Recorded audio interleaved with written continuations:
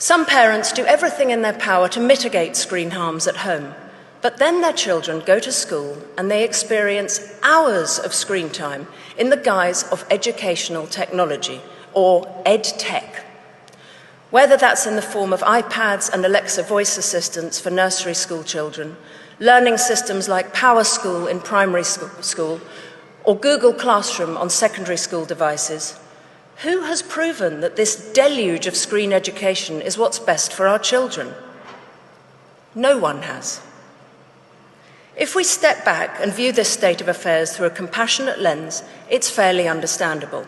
Let's wave aside the fact that only 7% of UK edtech companies have conducted randomized controlled trials, and just 12% have used third-party certification. Let's put these pesky facts aside.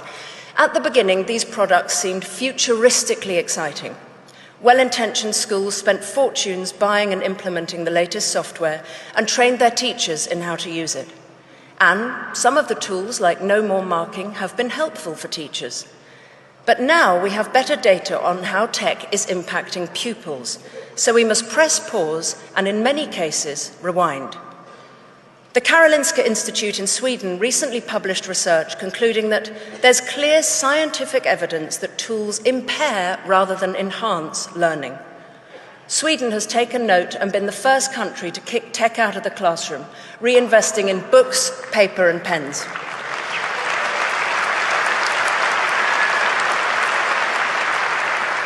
They had the courage to admit that EdTech was a failed experiment. Bill Gates himself said that devices have a lousy record in the classroom. Mark Zuckerberg went to a tech-free school in Boston. Steve Jobs didn't let his own children use iPads. UNESCO says moderation should be the key word relating to classroom tech use. The OECD found that most EdTech has not delivered the academic benefits once promised, and that students who use computers very frequently at school do a lot worse in most learning outcomes. Global test scores in maths, science and reading are plummeting.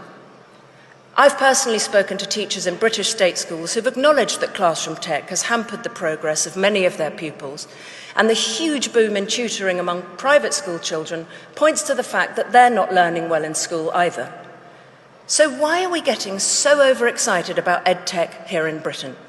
Why are we outsourcing executive function skills to a computer?